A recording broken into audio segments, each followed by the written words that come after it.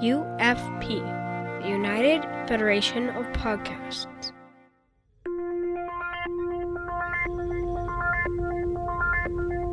Engage. 78 years have passed since the days of the original USS Enterprise. Now a new Galaxy starship has been designed.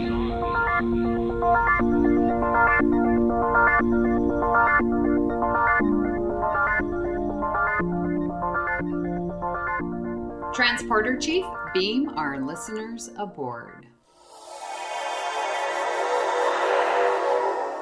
Welcome to Galaxy Class, a Star Trek Next Generation podcast here on the United Federation of Podcast Network. I am your host, Counselor Amy Nelson, and with me I have Head of Gardening, Joe Keegan, and Diplomatic Standard Bearer, Kevin Scharf.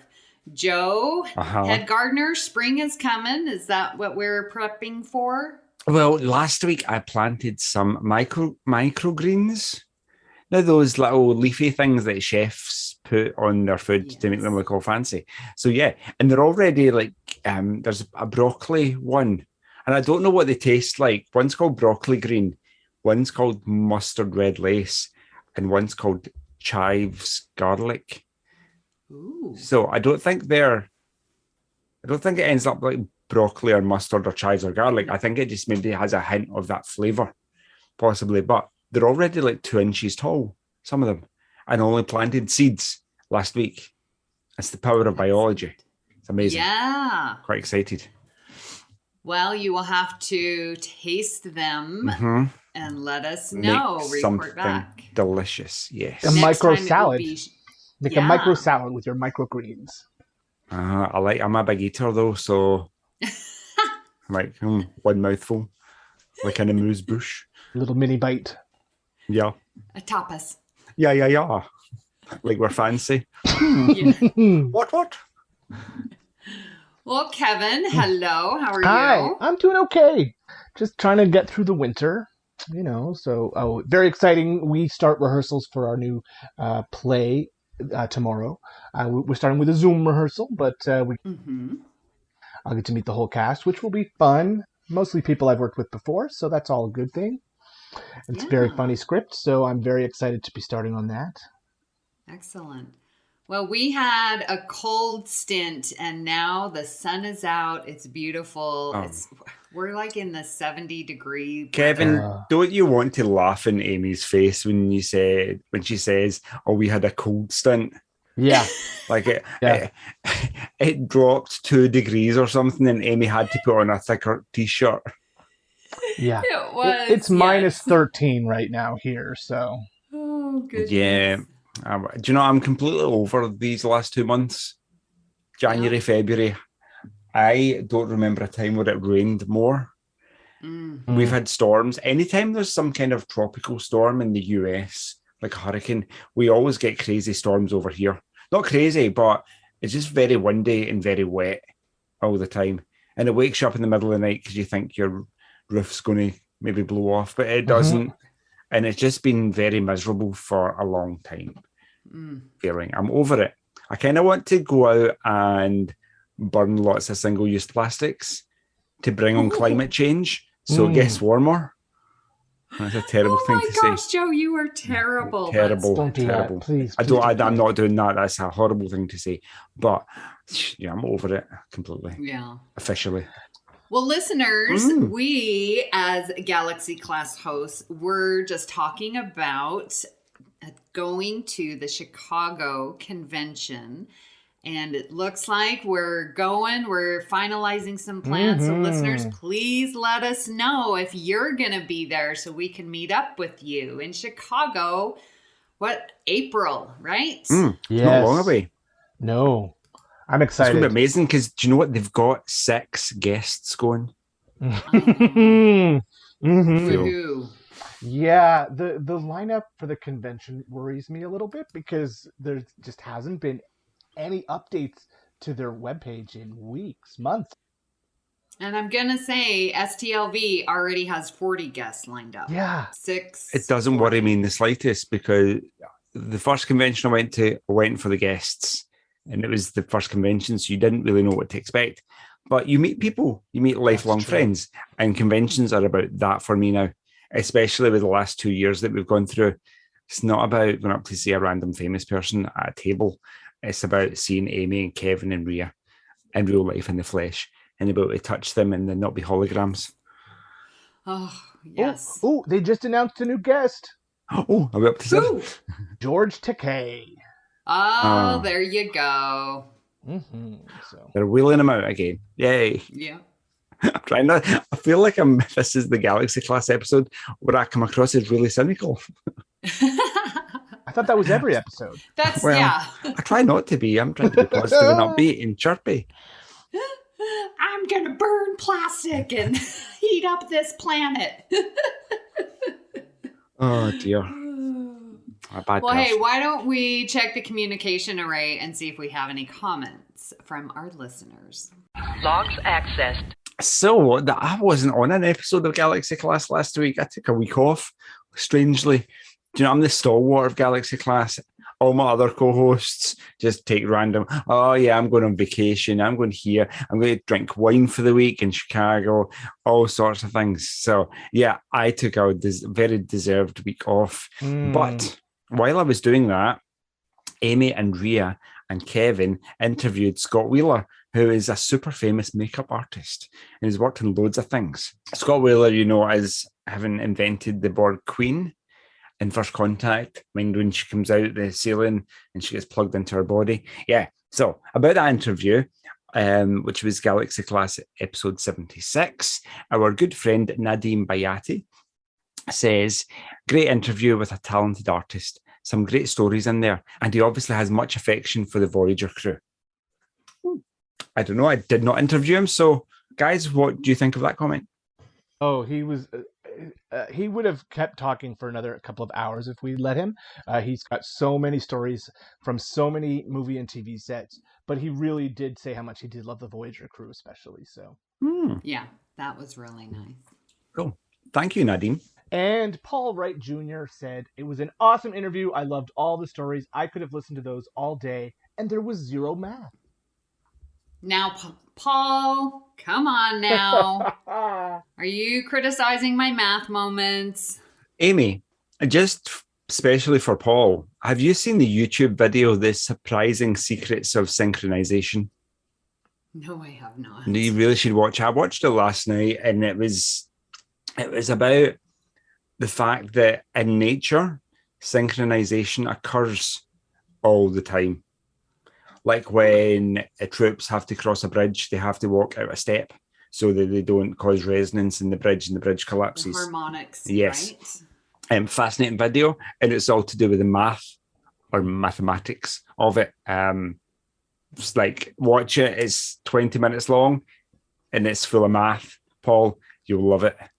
Ooh, I'm excited. And you must have loved that Prodigy episode with the sine wave and the time. Oh, yeah. It was distortion. amazing. I loved it with the time delay. Yep. Yeah. I spoke about that on my other union podcast. Yeah. This is the captain. Senior officers will report to my ready room immediately. Well, for today, we are going to continue our deleted scene series. We have finally finished all 7 seasons, and we are now moving on to the movies. And the first movie would be Generations. Yeah.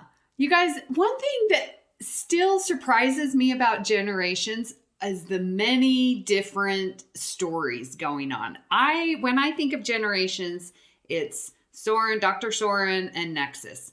And then I forget about all the other little stories going on. And so watching these deleted scenes is like, oh my gosh, I forgot that Kirk was in there. Oh, I forgot about the Klingon, right? So I just still surprised that Generation has that effect. I don't even know how many times I've seen it. How do you guys feel about Generations? It's not a movie I go back to a lot. But I have a good time when I do watch it. It's just, I find it unremarkable, you know. Next Gen's remarkable film was to come with the next one, right? So It's fine, but it's not one of my all-time favorite movies, especially not one of my all-time favorite Trek movies. You know, I was listening to, sorry, Joe, I'll come back to you. I just want to interject. I was listening to a podcast and I loved, he used the word whelmed. He's like, yeah, I was whelmed. I wasn't overwhelmed. Yeah. I wasn't underwhelmed. I was whelmed. I'm like, okay, I agree with that. And it seems to be fitting here. Joe? I went to Google what whelmed means. I'm sure it's a word. I'm sure there's some etymology description of where the word whelmed comes from. Kind of agreeing with what Kevin said. It's not one I go back to, because the one that I go back to out of the four is First Contact, because I think it's by far the best. Although I think Generations has some really special bits in it, like the lighting when they're in orbit, that star, and everything. There's a cinematic quality to it that the TV show didn't have, especially the scene where Picard's looking through the photo album and Troy comes in, and the grief, that lighting kind of enhances the grief to some extent. So yeah, there's loads of things in it that are really worth keeping. One thing I did notice when watching the deleted scenes, I think there's a lot of deleted scenes from the TV show that I would quite like to keep. I don't know if that's true about the movies. I think the movies are, for what they are, right. It's the right distillation of everything that was filmed into whatever we got for the cinematic release. Mm-hmm. Yeah. Well, the first deleted scene, orbital skydiving, is an alternate introduction, which I really had no idea existed. So I'm going to read the description that we pulled from trekcore.com, listeners, in case you wanted to go and check that out. The original opening to the movie was not just this simply champagne bottle tumbling through space as seen in the theatrical release. Originally, the bottle would have been intercut with shots of Chekhov and Scotty looking for something in the sky. As the scene progresses, we learn that they are looking for Captain Kirk, who is orbital skydiving. When he lands, Chekhov reminds him that the three of them are scheduled to attend the christening ceremony for the Enterprise B the day after, to which Kirk replies, he's not attending. The champagne bottle smashes against the ship and the movie progresses as normal with all three in attendance. This scene is also available on the special edition DVD. So, did you guys know about this orbital skydiving? I don't think I'd seen it before, but I was aware of it somewhere in the back of my mind. That's about how I feel. I'd never seen the footage before. I wouldn't have minded if they'd kept it in as the intro. I think it might have worked better if it was filmed present day, because they could have done more with the special effects rather than just a shot of somebody skydiving. The reason I don't think it worked is the intercut with the champagne bottle. I don't think that works. That kind of, when I was watching it, that confused me. I understand with the champagne bottle, but to intercut from Chekhov and Scotty looking up at the sky, Captain Kirk flying down from space, and then a champagne bottle spinning, that would have just been quite a confusing intro, I think. You know, I don't think we lost much by having that scene cut. It feels a bit like a William Shatner ego trip. Yep. And did we want to see a reluctant Kirk? Like the movie opens with Kirk and Chekhov and Scotty already on the Enterprise B. To have a scene that says, "Oh, I don't want to go. I don't want to go," makes Kirk seem whiny at the beginning too, and we don't need that. We don't need a whiny Kirk. Yeah, I like seeing that Kirk was this action, because we have him in many scenes, especially previous movies. I can think of the intro to Star Trek V, right? Where he's with the boots. Well, he's claiming El Capitan. Yes. And Spock's got the boots on. So it seems like that's sort of following that same pattern where, Captain Kirk is still the action guy. But you're right. With the juxtaposition of the twirling champagne bottle, they really did need to be separate. So I agree, it shouldn't have been in that intro. Maybe if they did it like the day before and then cut to the Enterprise B. But then, no, yeah, we just don't need, it doesn't fit in anywhere. I think they were right the way keep to it make deleted. the way to make it work is a bit like Star Trek 5. Yeah, Captain Kirk's doing something goes wrong, and his crew have to come and save him. Okay, so there's no champagne bottle in this, but the champagne bottle is like the second scene. Captain Kirk is orbital skydiving, his parachute fails, and he's plummeting to Earth. And Scotty and Chekhov are monitoring him and have to techno fancy whatever to save him. And they do. So there's a bit of a, rather than just two guys staring up at the sky, there's a bit of a rush of and beeping and hitting buttons and building some machine that's going to arrest his momentum. Because watching the scene, don't you get the impression like Chekhov and Scotty are both sort of in the mood of, why the hell are we here? Like, why are we in sky? Like, this doesn't, like, this is pointless. Yeah. And yeah, I think, yes, Joe, to make it work, and with you, Kevin, with what you're saying, and I agree, we don't want, crybaby and, oh, why are we here? It should be like, we're out doing this and we're going to save the captain. And then, oh, we finally get him to the christening on time. Like, that's the suspense, not that we have to drag him. Or all three of them could have been doing the orbital skydiving. And something goes wrong.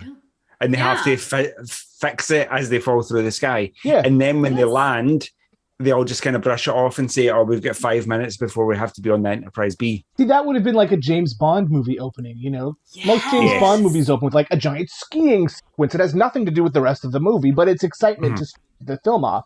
If you had that could have been a little bit of excitement to start this movie off.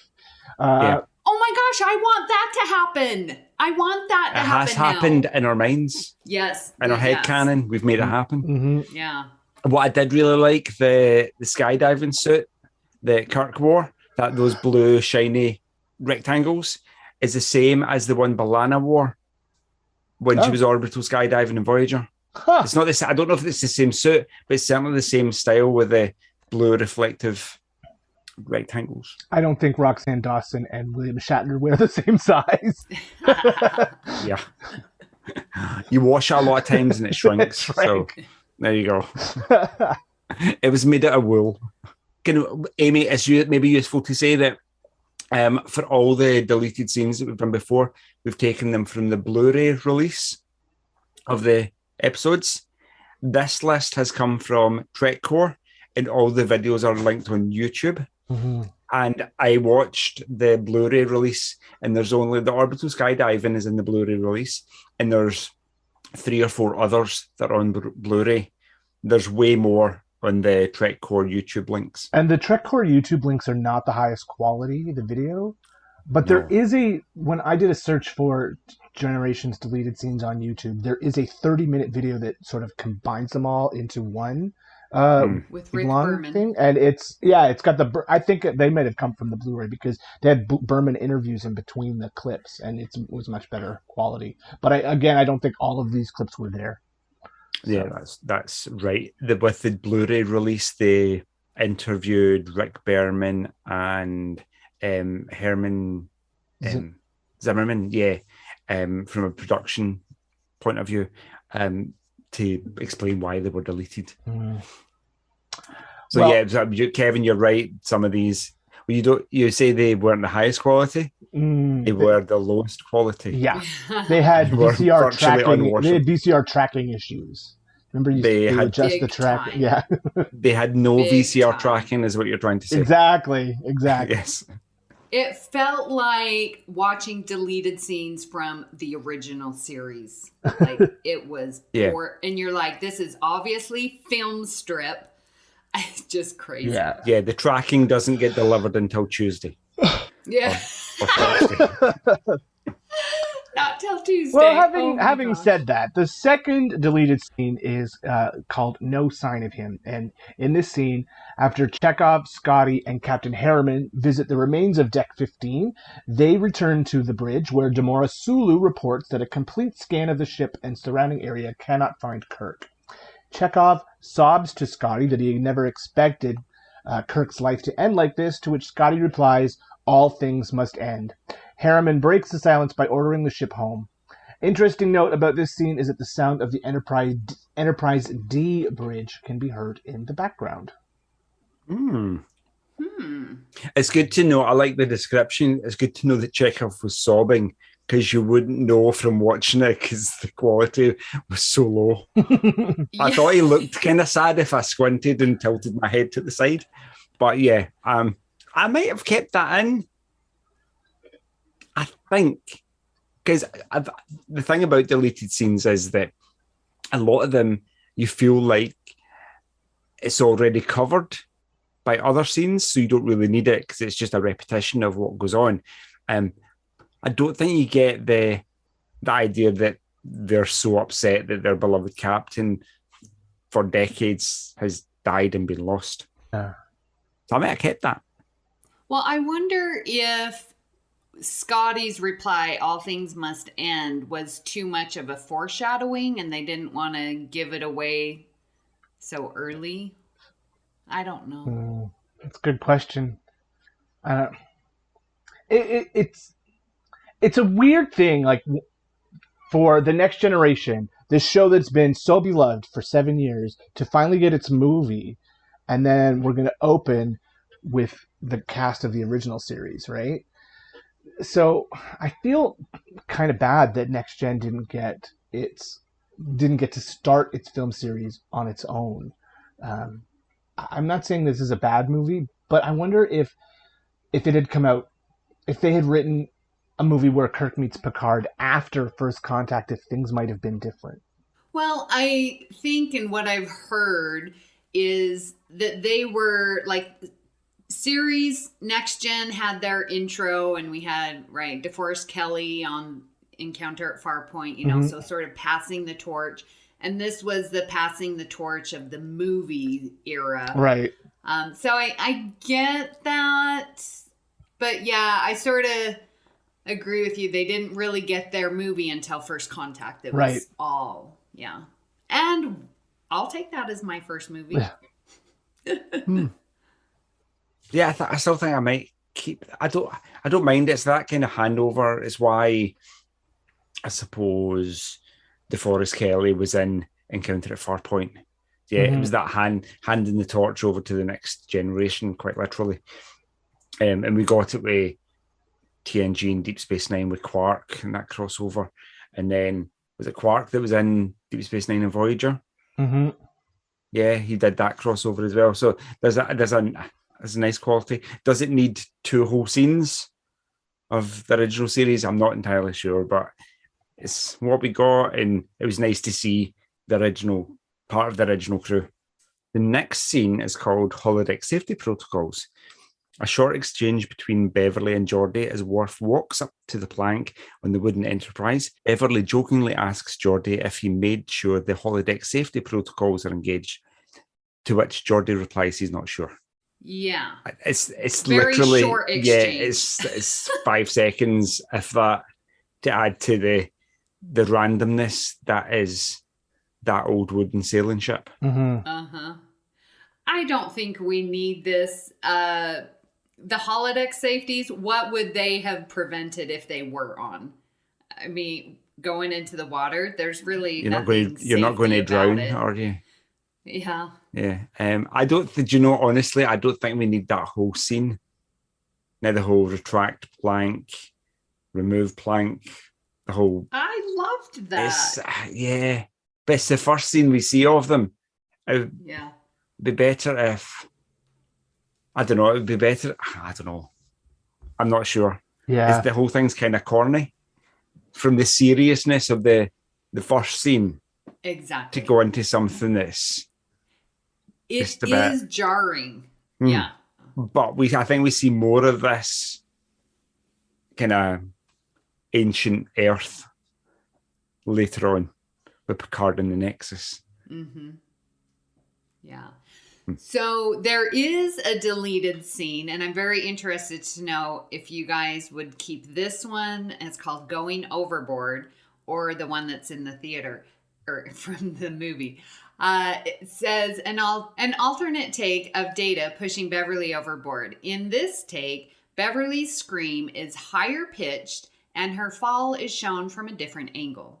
When Worf and Beverly climb back aboard, Worf shoots a hand gesture in Riker's direction, and Beverly refuses Data's help to get back aboard. So, what did you think of the two? I loved comparing and contrasting the two. I want to know, would you like this version or the one that's in the theater? It's 6 of one, half a dozen of the other. They both get the same point across. I think the one that's in the movie is fine. I would not. I don't have any fight in this game. Just either would be fine. What Kevin said. Oh, really? Oh, okay. Do you have a more? Well, I definitely had an opinion. I didn't like this deleted scene. I didn't like the angle it was taken. I didn't like that Beverly's scream was higher pitched. I felt like the one that they put in the movie, that was the best choice. Okay. So I'll have to go back. I didn't watch. They deleted this one. Yeah, I didn't watch the movie version in preparation, so I'll have to go back and rewatch that. The only thing that's maybe added is it Data that extends a hand to Beverly to help her on board, and she says no, thank you. Yep. That's maybe the only bit that would. Cute. That's the because she's just livid. Yeah. But why? That kind of thing you get by that's funny, don't you? And she's not wet. Computer dry me, and she's dry because it's holographic water. Do you know what I mean? Her hair goes back to being all coiffed. Yeah. So it's a bit silly. The whole thing. So the next scene that was deleted is called Too Revolting. And in an extension of the Data drinking scene, Data asks for more of Guinan's drink. He takes another swill and again displays his disgust, effectively ruining the joke. There's nothing there. I watched it and I was like, I've seen that. Yeah. Don't need it. Delete. Don't need it. Stay deleted. I did like though, how does it taste? It's disgusting. Would you like more? Of course. That's funny. That's where the joke needs to end. Anything after that is not comedy. Yeah. Next one is called Emotional Seizure. I wouldn't maybe call it a seizure, but an extension of the emotional outburst scene. In this long-running scene, Data expresses many more emotions, including one with a somewhat sexual overtone. Somewhat, really? Until finally collapsing. Yeah, this scene made me feel really uncomfortable. Yeah. It was too sexualized. It was I'm not going to use the words that I would use to describe it normally, but it was far too sexual. It is an acting tour de force for Brent Spiner, right? Like to run through that many emotions so quickly. But you're right. It's not needed. It's not necessary. Yeah, I'm glad they deleted it when they did. Yeah, I agree with you. Yeah. It's all in his face, really, isn't it? It's too tense and big bulgy eyes. Well, the next scene is called Uncovering Lursa and B'Etor. Following Soren's order for the Klingons to go to the Viridian system, a Klingon brings an unconscious Geordi to the bridge and drops him back to the deck. Soren says he needs some answers from him. Meanwhile, Worf tells Riker that the bird of prey belongs to the Doras sisters. In sickbay, Beverly attempts to diagnose Data's malfunction. Data claims that he feels concerned over what happened to Geordi and hopes they get him back. The scene flows into Beverly explaining Soren to Riker and Worf, which is seen in the theatrical release. What's interesting about this scene is that Geordi is wearing the aborted uniform design in place of the regular uniform. Did you guys notice that uniform change? No. What's the aborted uniform design? I don't know. I didn't know. I'm not a big uniform person. No. So. No, I didn't notice that. What I did like was the whole looking at Data in his head. The best bit was Beverly handing Data's hair back to him. Mm. There was a joke. There was a joke in there. You know the bit in Nemesis, Yeah. where Data they've brought him back to the ship after being captured by Shinzon, and he's in restraints. And they wake him up, and he says, "Oh, I appear to be missing some memory engrams." And Geordie holds him out and says, "Oh, there they are." There's something. There's a similar joke to that with the hair being handed back, like "Don't lose your head" or something like that. Yeah.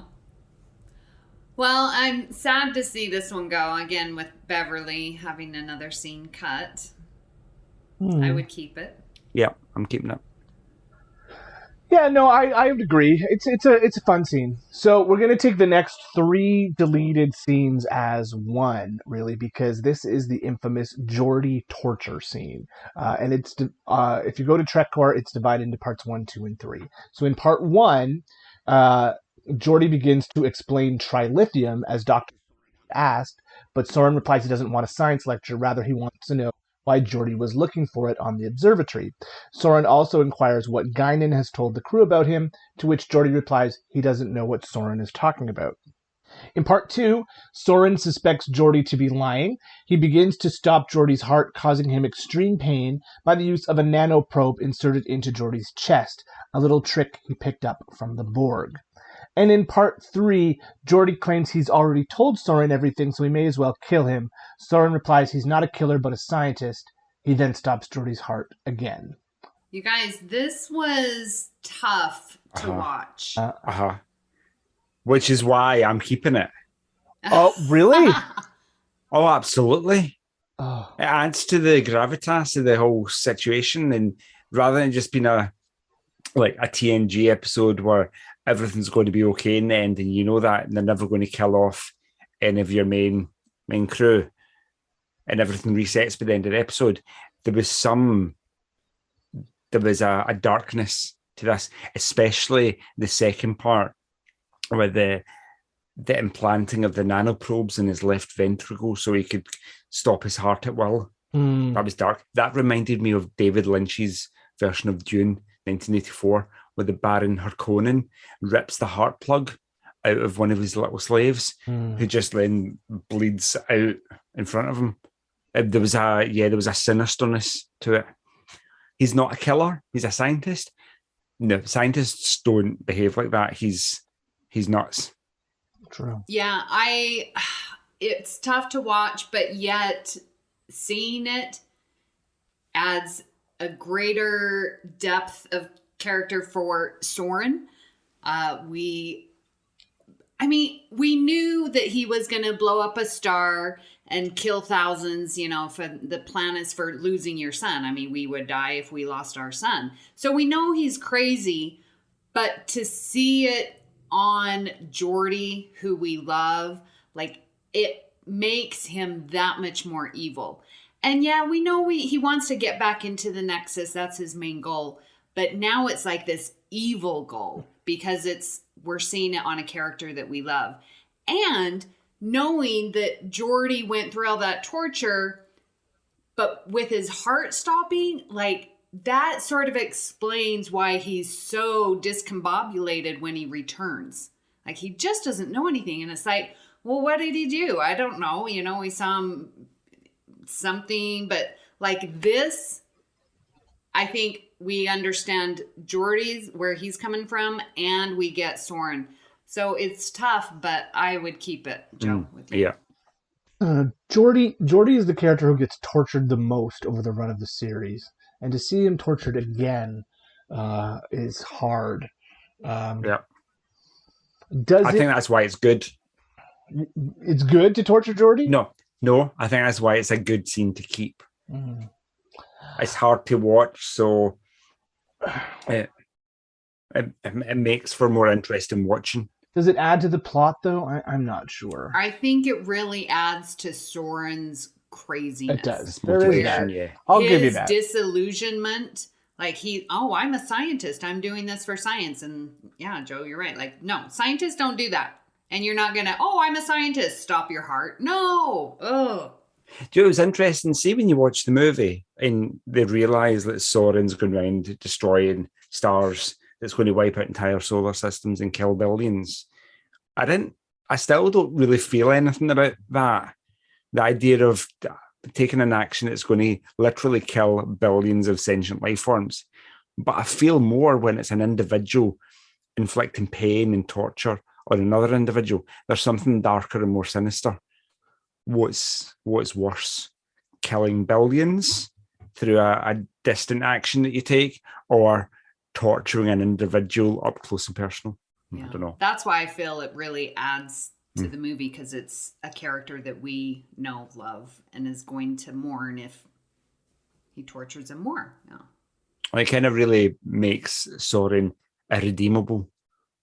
But there's nothing that we can save about him because he's gone past the line of kind of being able to save. He's just a bad guy. He's bad, chaotic bad. The next scene is called Taking a Bath.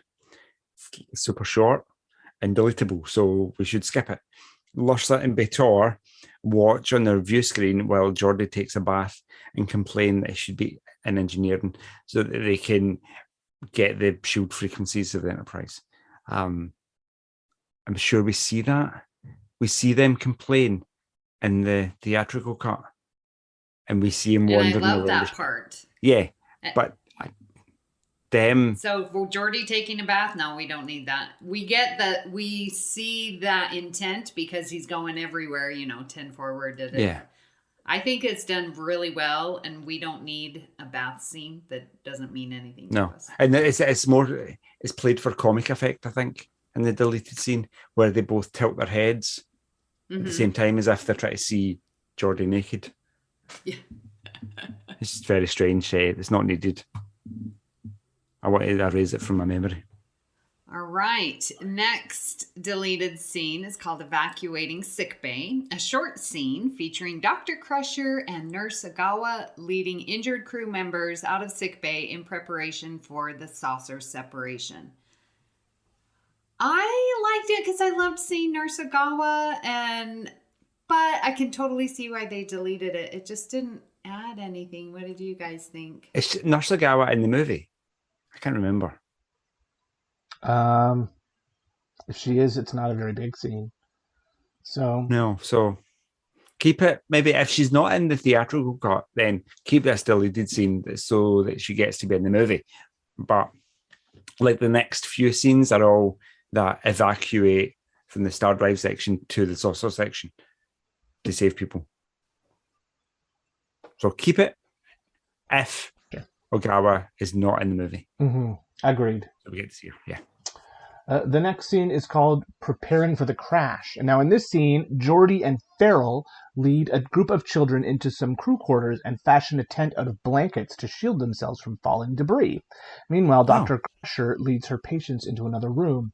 In the science lab, a crew member and a civilian scientist move breakable jars off of shelves while a school teacher leads a group of children to a safe location.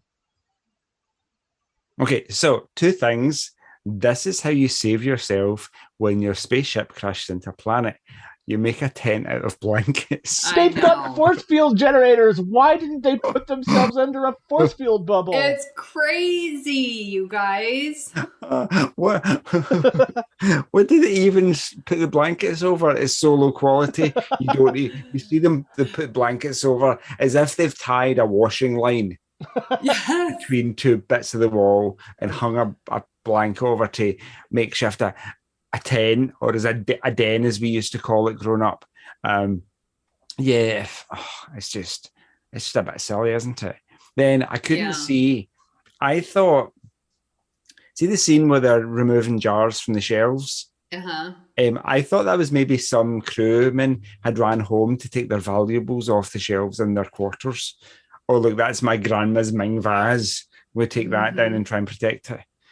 Which was the right call, because when the crash happens, we see that whole structure, the shelf structure, collapse, I think. Oh, so you're saying that would have been more of a tie-in. Yeah, because we see the whole thing collapses. I thought originally they were in 10 forward, maybe, and they were trying to save bottles of precious alcohol. You would think that, yeah. It was so low. It literally could have been anything because it was Yeah. such poor quality. Yeah, you would think that a big Starfleet ship, your flagship, would have more kinds of things prepared so that things don't go flying around in the event your ship gets shaken around a little bit. Which I'm sure happens all the time. All the time. Like seatbelts. Yeah. Velcro. You know, I almost wonder if these, really short preparing for the crash type of scenes were inserted that would have made it flow. Because watching them as deleted scenes, I'm like, well, they could have put that in a lot of different places, and so maybe they could have done good, but just like, I'm like, where would they have put that? I don't know, because they sort of flash back to preparing for the crash and the saucer separating, at multiple times through the movie. So I don't know if I want to delete it, but I don't know where to put it. So I think we see enough of that evacuation in the movie that we don't really need to see anything else. One thing took that the words right out of my mouth, Joseph. Thank you. One thing that kind of confused me.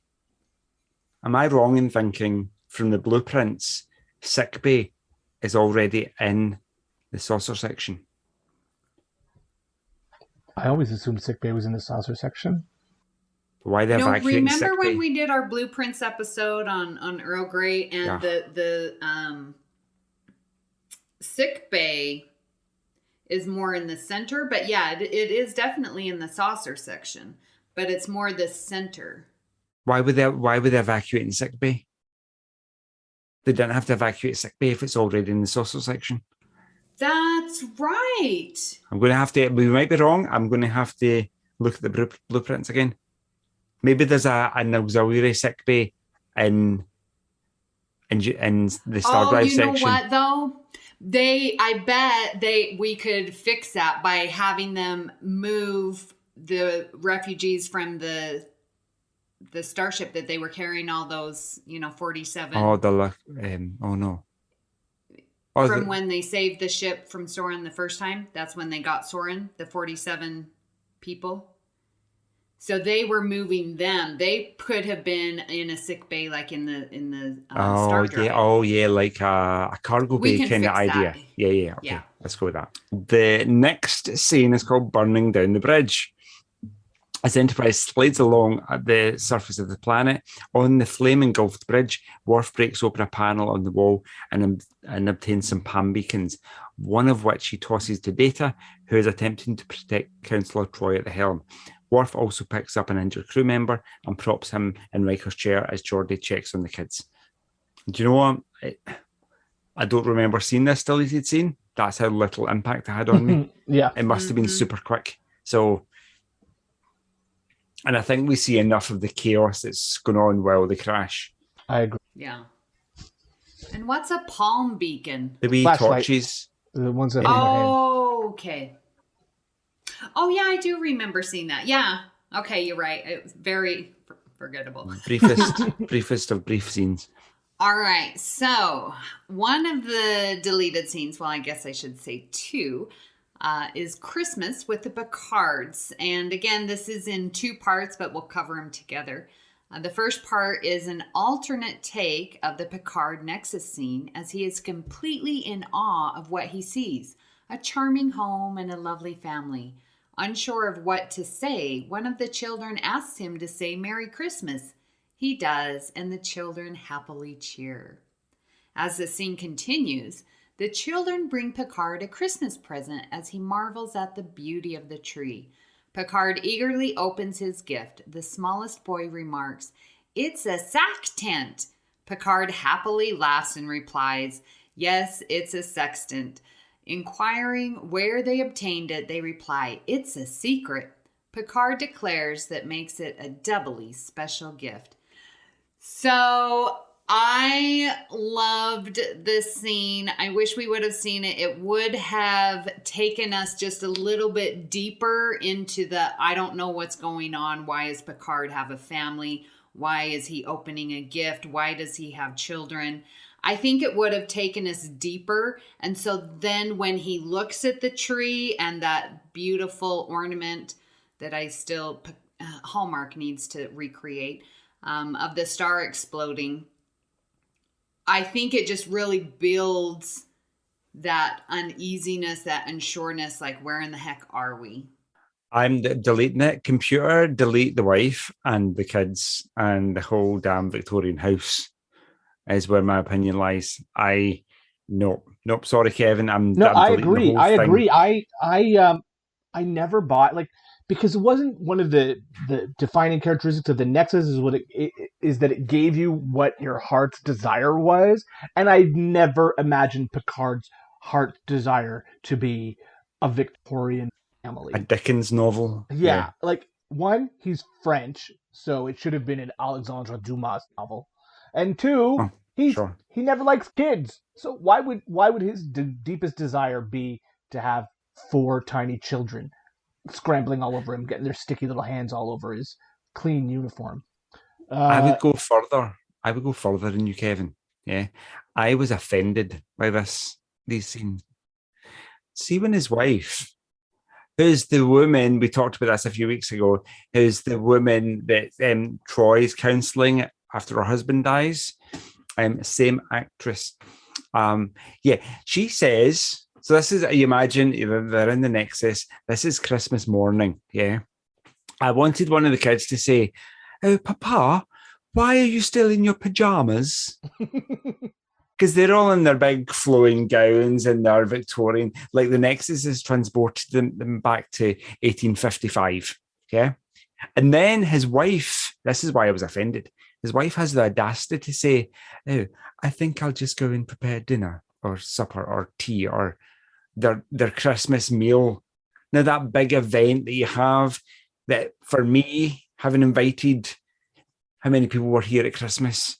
Say 7 people were here at Christmas. It took me literally 2 weeks to prepare our Christmas dinner, Christmas lunch. And she's going to prepare it in 5 minutes. 5 minutes. Well, 5 minutes later, out. 5 minutes later, she comes back and like, "Oh, dinner's ready." Just remember, time has no meaning in the Nexxus. Yeah, no, That's but hold on. Right. It's 1850. She didn't have a replicator. Ugh. But she was in that kitchen for 3 weeks, but for Picard, only a few minutes went by because time works differently depending on where you're standing. Mm-mm. Okay, Joe, I do have a way to fix this. Okay. And whether you buy it or not, that'll be up to you. But think about, remember season 4, episode 2, Brothers. Yes. We're in the 24th century. We go back to visit his brother, Picard's brother. Robert. Not Renee. Robert. And Robert's house, even though in the 24th century, looks just like a vintage house, no technology. She cooks the meals over fire. Like, even though they're in the 24th century, they are choosing to live that way. So for me, the Nexxus wasn't that big of a stretch. But Picard never chose to live that way. Why would his fantasy be that? See, instead of the lovely Hallmark ornament that you want, of the Viridian star exploding constantly, and that brings Picard back to his senses and says, "This isn't real, this isn't right." What would have been much, much darker, but I think maybe worked better. In this old Victorian house, you remember really old-fashioned Christmas trees used to have candles on them, like way back in the day? Yeah. So at the end of their lovely evening meal, which only took 5 minutes to make, they all retire to bed. The tree catches fire and the house burns down, killing his family. And then Picard's like, "Oh, this reminds me of my trauma from Robert and Renee dying on the boat. So this isn't real, this isn't right. I'm back to my senses." That would have been better. I know it's dark, but yeah. Very dark. Sorry, listeners. But that would tie in better to what happened to... Because I imagine his brain would have that in its forefront. So it would manifest itself in the Nexxus in some way. Yeah, I think we can all agree that the writers for Picard got the Nexxus 100% wrong. Yeah, I think they maybe did too much LDS.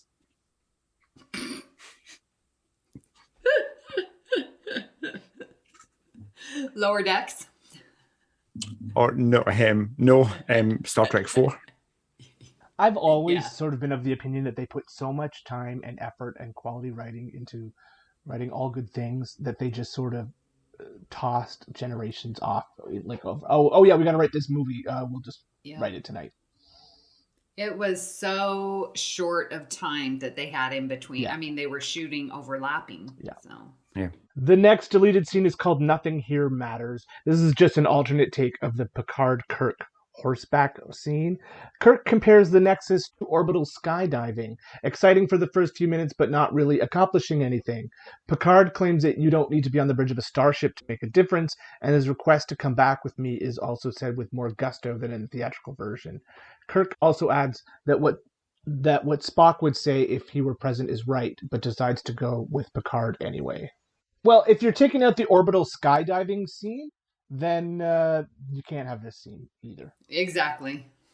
Right. And I think we get enough of that horseback conversation. Yeah, come back with me. We don't really need the nuances in the language that they use. Maybe the one addition is, or Spock would say, I was illogical at this point. Would maybe be a good addition. Okay, so we're into the alternate endings. And the alternate endings, interestingly, are split up into 6 parts. So I think the main difference I got from this, there's a bit of a protracted fight scene between Soren and Kirk. And then we already see Kirk, what we think fall to his death on the ropes down the side of the cliff. And then he climbs back up to fight Soren again, beats him, but then Soren shoots him in the back and Kirk dies. And I think that's really the extent of it. There's little differences in the fights, but that's really it. What made me laugh, though, was Picard playing his little computer games on the missile thing. He was just tapping away at the random buttons, not really knowing the operating system or the language that they're encoded in. Not that way in Star Trek, they just randomly hit buttons as if they know exactly what they're doing. And that's what Picard does for the entirety of this scene. And then the missile still fires.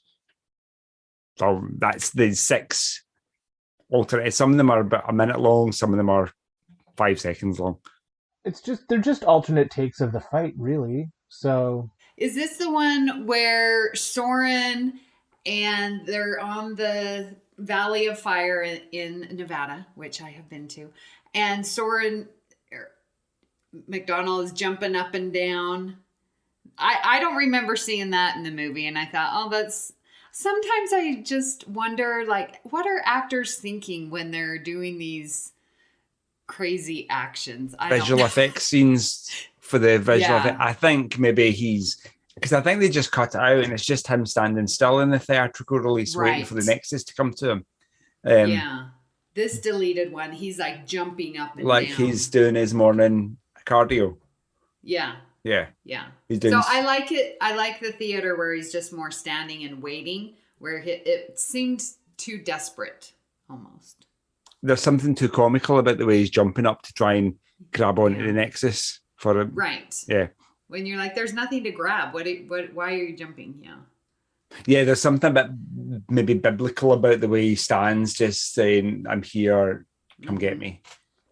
And we get that in the theater release. Yes. With him standing like that. So we don't need that. Yeah. One other of the deleted scenes that I really wish that they would have kept was the shot after Picard buries Kirk in that pile of rocks. And the sun is either rising or setting. I don't know. But it's just that gorgeous yellow hues that the movie has. And Picard is kneeling with his hand on the pile of rocks. It's a gorgeous, gorgeous scene that sort of gives you time to really comprehend Kirk's death. And I don't think we get that in the movie. And so I wish they would have kept that, at least that scene. Do you know which one I'm talking about? And it looked like that it was a drone. And I'm like, there weren't drones there. How did they use that? Do you think it was a helicopter? I don't know. And I think that's an interesting comparison between the lighting in Picard's quarters when he was looking at his album, when he's grieving for his familial loss. But that's a different kind of loss. A fellow captain's died, a historic, legendary captain. But that's similar. The glow of light. There's something to be said for the juxtaposition of light and death. Listeners, the next deleted scene is called Shuttle Pickup. After burying Kirk on the mountain, Picard observes a shuttlecraft approaching him. Geordi and Worf exit from it as Picard explains that Dr. Soren is no longer a worry. Noticing the damage to the shuttlecraft, Picard inquires if there's been a problem with the Klingons, to which Geordi replies, "You could say that." I thought this was a cute scene, and it sort of made the connection of picking up and, just sort of that in-between of planet getting back to the starship. I liked it. I think it should stay. Yeah, because then you think about the conversation where Picard wants debriefed about what went on, and Geordi has to tell him they crash landed the saucer section and destroyed the other half of the ship. Mm-hmm. Yeah, how come we don't get that? I know. But we imagine it. We imagine Picard being understanding, but also like, what the hell's happened? Mm-hmm. There's lots of side eye going on. Like, what have you guys done while I've been away? Yeah. No, I mean, it's a cute scene. Is it vital? No, but you're right. It does sort of link the two plots. It links the Picard and Kirk plot to what's going on the Enterprise. So it's not a long scene. I think it could have stayed. I think it would have been a nice little bridge. Yeah, because I don't think we necessarily need it, because we already get Picard stand beside the cairn, and then the shuttle fly by with a view to picking him up. Mm-hmm. So yeah, I liked it. I would keep it. The next deleted scene is called Sifting Through the Debris. And as the crew rummage through the remains of the ship, Beverly makes note of the 232 patients she's had in the last 2 days. She also wonders if she should hold on to a spare stretcher just in case she needs a ride. So yeah, it's just a short little Beverly scene where Beverly surveys the damage, really. I'm keeping it. I'm absolutely keeping it. Because if we don't, then Christos will be really angry at us again. So. And we can't have the Wrath of Christos again. Oh, the Beverly stands, yeah. The Star Trek 2, the Wrath of Christos, yeah. Terrifying. Do you know what? Honestly, I would keep it because I like that little joke. Or like there's a stretcher there. Maybe I'll go and get a ride on it. I'm so tired because I've helped 232 people. Yeah. I like the scene. I wish the words would have been different. I feel like the joke completely fell flat. I think there could have been a more effective way to show that she was tired, exhausted after, dealing with all these people. And plus, that scene, Beverly looks radiant. She's so beautiful. And I'm not buying that she's tired. So something needed to change. I don't know what. I would like to keep it, but just change the words. But I like the sentiment of, yeah, she's tired. She's been working this whole time. She's a valuable member of our crew. And yeah, I get the joke. It just fell flat for me. But they do that kind of thing all the time in TV and movies where people get into gruesome fights and don't even get black eyes. Yeah, their faces are like pure Hollywood picture perfect. So I get that. Could they have done something like dark circles under her eyes to make it look like she was really tired? Maybe now they would. They needed Scott Wheeler on set. I think maybe they would do now to make it a bit more believable. But not maybe back in 1995, was it? This movie came out in 95, yeah. Yeah. Was it on this day? Well, 11th, wasn't it? 11th of February, 1995. Wow. So we're we're recording this 27th anniversary. 12th. Yeah, crazy. Yeah. Mm-hmm. We're old. Well, Amy is older, but Kevin and I are old, officially. Well, we have another alternate ending just a little bit later. Another version has a rough cut of music not featured in the final movie. The most notable difference is the addition of some final words between Picard and Kirk. Picard claims he'll find some way to contact the Enterprise and reassures Kirk that he'll be all right. Kirk wonders if they made a difference, to which Picard replies they did and thanks him for his effort. Kirk responds by saying it's the least he could do for the captain of the Enterprise and finally dies. Picard then proceeds to bury him on the mountain and says a silent prayer. Oh, so this was the one, I think, that the scene I was talking about when the sun set and Picard kneeling down. That's the scene that, yeah, I think that I would like to keep this scene. What was the ending in the original movie? Well, we just didn't have him kneeling down with the beautiful vista. I mean, literally, and the camera shoots back and you see this beautiful valley of fire and the red rock and the white rock. It's gorgeous. And the sunset and the peace and the solitude that you feel in that moment, I think is very powerful. I don't recall it necessarily very well. Maybe it's because of the quality. Oh yeah. Yeah. You guys, listeners, if you watch them, just please understand the quality is no good. It's surprising. I mean, you're right. This came out in the 95s. Why are these deleted scenes so terrible in production? I don't think these were production footage reels. I think they were taken from a VHS. They look like it, don't they? But I mean, yeah, that's what I'm saying. I'm like, could they even have used this footage? It doesn't even seem high enough quality to even produce. You know what I mean? Yeah. I'm sure there is a high quality film version of that somewhere. It just never got leaked to the internet. I would like to see that, just to compare it side by side. So you guys, after watching these deleted scenes, how do we feel about the movie now? Did we learn anything new? Does it have more importance?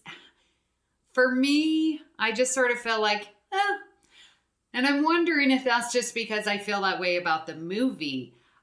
Interesting that there wasn't, outside of the Lursa Bay tour, there wasn't a lot of deleted scenes with that aspect of the story. There were no Troy deleted scenes.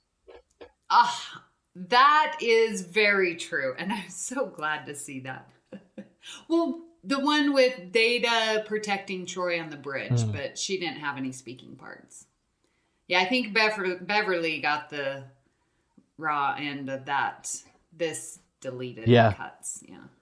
I think that deleted scenes were mostly deleted for a reason. The movie theatrical releases at 1 hour 58 minutes. So they were maybe pushing it. And I think, who is it that's in charge of the final cut? It's like the editor, really. The that director takes all the footage. I don't really know. The editor probably has a big input on what gets cut and where things, what gets cut and what goes where and what makes sense. And it's probably one of those decisions where it's just a decision that you make at the time when you're editing it.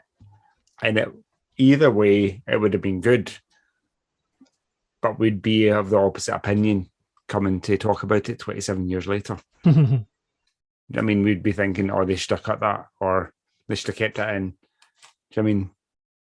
Yeah, I would sure like to know whose role and what responsibility they have. Because when you say that, I'm not a big fan of Michael Bay films, in part because, well, the story aside, but how he edits and cuts and the action and the choppiness, and so for me, I put that on Michael Bay. So am I putting that on the director? You know, that they're cutting these scenes and deleting? I don't know. That's a really good question to see who's responsible for what and who's got the final say. Yeah, I think Michael Bay is known for big set pieces, big disaster movies like 2012, the Transformer movies, where that unless you've got a really expensive kind of 4K HDR TV, then the action movies just blur into this mess of Transformers moving around, and it's hard to tell what's happening. So I think it's action over substance, action over character development, maybe. Yeah, I'm not sure. Like director, producer, editor, who's ultimately responsible for what goes out to the viewing public. Is it maybe like the best? I'm thinking the best movie Oscar, the awards goes to the producers, doesn't it? Because they've got ultimate say on what. They're the money people. Yeah. I don't know. I think I don't know if adding any of these scenes would have made Generations a better movie. I'm just happy we've got what we've got. I kind of want to watch it again. I know it well enough. I've seen it enough times, do you know what I would like in the DVDs? An option to watch the movie with the deleted scenes cut in. Yes. Because some episodes of TNG have that, right? On those special Blu-rays. Yeah. Which we don't have. Yeah. Wasn't it Measure of Man that you can watch the deleted scenes in the episode? Oh, I'm not sure. I think there's 2 episodes that have that where you can watch that. Anyways, yeah, I agree. I don't think that these deleted scenes really change the story for me as much. No. Yeah. Incoming transmission. Well, listeners, we would love to hear if those deleted scenes changed how you view Generations, and hope that you will let us know. You can do that on Facebook, on our group, Federation Council Chambers. If you'd like to send us an email, you can email us directly at galaxyclass@ufp.earth, and we might read your... we might... yeah, we're desperate to read anything you send us. You can follow us also on Twitter at GalaxyClassPod. So please hit the subscribe button on Apple Podcasts or wherever you get your podcasts to leave us a star rating and a written review. That way you can help others find the show. Now you can also follow the entire network's podcasts with our master feed by searching the United Federation of Podcasts. This way you won't miss any of our fine shows like All Good Things, Franchise Fatigue, Always Hold On to Arrow, History with the Szilagys, Mickey's Marvels, Sasquatch, and Infinite Diversity. So, Amy, where can people find you when you are hiding under a blanket when your starship is crashing? Well, when I am definitely being saved by that blanket, from all the debris crashing around, because, it's an amazing blanket. You can find me here on the network where I'm co-hosting All Good Things with my good friend Mark White. I am also co-hosting Union Federation podcast, which is talking about the new Star Trek, which keeps me very busy each and every week, and the Orville when that comes out in June. I am also on Twitter at Miss Amy Nelson, and of course in our Facebook group. And Joe, where can people find you when you are orbital skydiving to hopefully not your death? Oh, I thought the word you were looking for was beautiful. When I'm not doing that, I think, would I orbital skydive? Felix Baumgartner did an orbital skydive in real life a few years ago. I remember watching Sponsored by Red Bull. Yeah, he went up to the edge of space, literally. In a balloon. Jumped out in a balloon. Hot air balloon. Not a hot air balloon. Was it a helium balloon? A big balloon. And he had a kind of space capsule, had a spacesuit on, and he jumped out and skydived. It's a real thing. Google it. Felix Baumgartner. Wow. Have you been skydiving, Joe? No. I think I'm too scared. Kevin, have you? No. I like to stay inside the airplane. You've done it? Amy? I have been skydiving. Crazy, and I Amy. highly recommend it. It was like so amazing. Please go do it. Every city's got it. My niece went skydiving not long ago and she loved it. So see? It's really windy here. I would get blown out to sea. I'll stick to the roller coasters. What I did use, part of that, my experience, I tie it into a math lesson. Terminal velocity, balanced forces. Nice. Yes. Love it. Cool. Kevin, where can people find you when you've not turned your emotion chip up to orgasm? Wait, Joe, did you tell us where we can find you? No. We got so sidetracked. You know what I'm going to ask you about? Think about your orgasm levels. Yeah. Okay. When I'm not orbital skydiving, you can tweet me on the Twitter at JoeyJoe77UK. You can email me, joepodcast@gmail.com, or you can get me on the Federation Council Chambers. I don't podcast anywhere else but here. I'm quite dedicated to this one podcast, unlike other people. Goodness Kevin, gracious. Where can people find you when you've not turned your emotion chip up to orgasm? Well, I'm not going to let anybody know where I am when I turn my emotion chip up that high. That is quite wise. Me and my God. Family-friendly podcast, yes. So, oh my gosh. if that is not happening, which is very unlikely these days, I am on a couple of other podcasts, True North Nerds and Stage Whispers, the local theater podcast. You can find me there, and on Twitter and in the Federation Council Chambers and on TikTok, but here and there, everywhere, and at Mission Chicago Star Trek convention in April. Yeah. You can see us there. Nice. Priority 1 message from Starfleet coming in on secured channel. So if you'd like to help us keep all of our shows coming to you each week, you can become a patron of the network on Patreon. So visit patreon.com/UFP Earth to get all the details. A huge shout out to our executive producers, Davey Willett, and our very first anonymous show supporter. Thank you so much. There was a name listed, but I'm not going to. They want to stay anonymous. I'm not even going to give the pseudonym. That's how much anonymity they deserve. No, but I think it's incumbent upon us to fill in this backstory for this anonymous person. So, weirdly, I did some dark webbing last night to try and find out about this person. And they were last seen in a Swiss bank in Belgrade.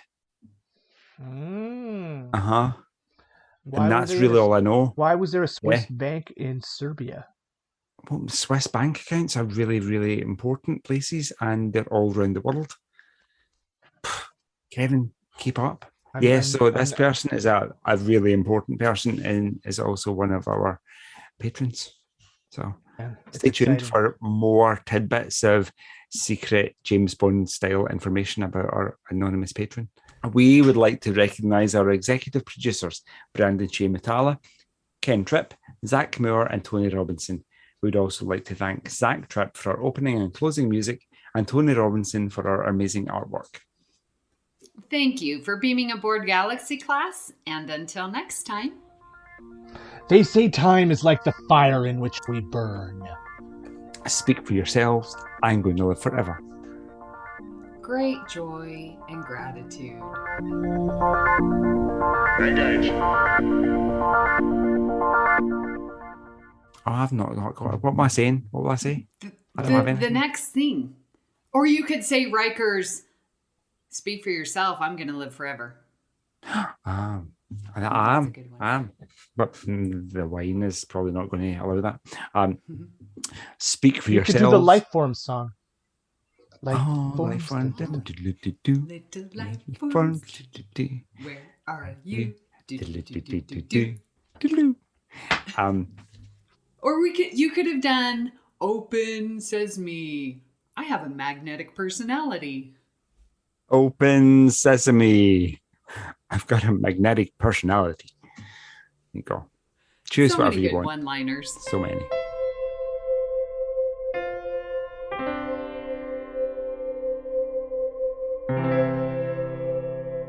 This has been a production of MTMR Media Works.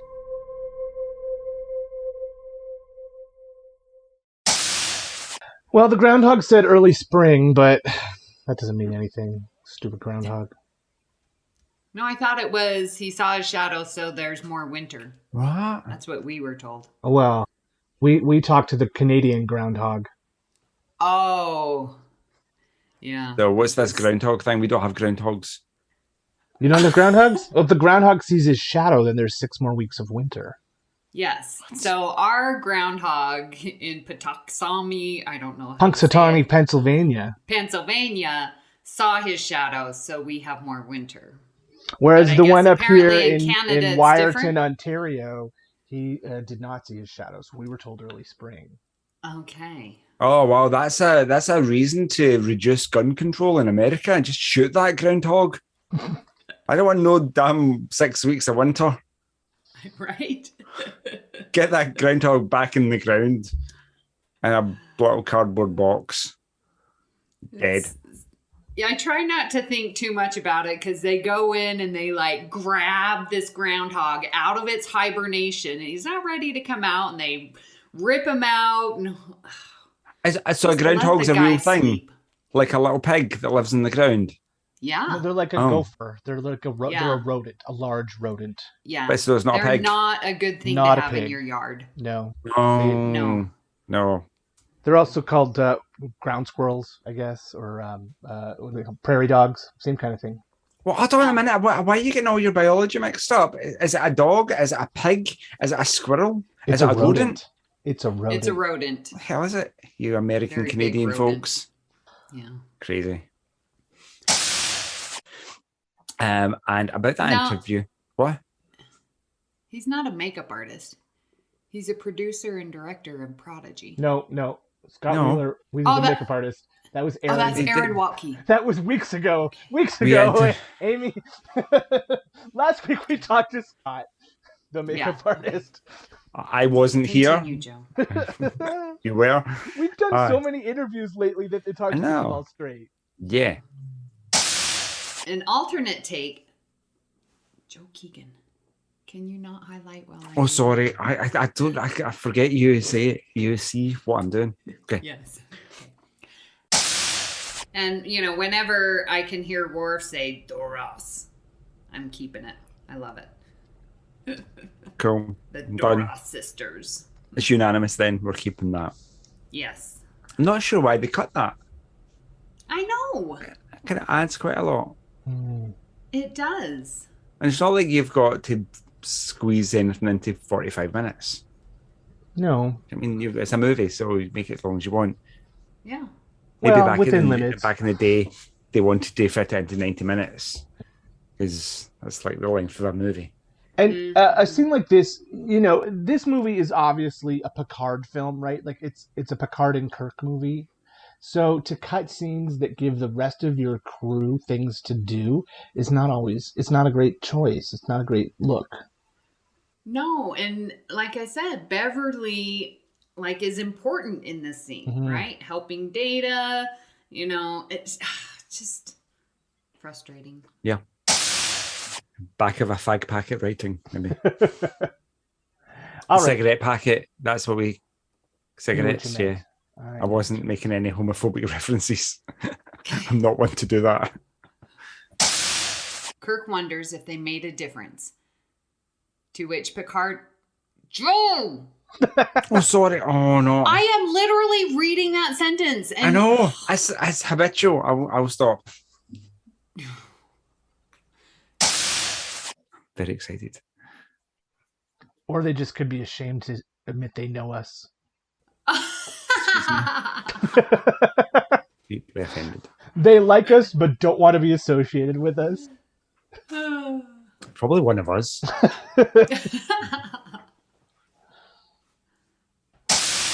We would like to recognise our executive producers, Brandon Mutala.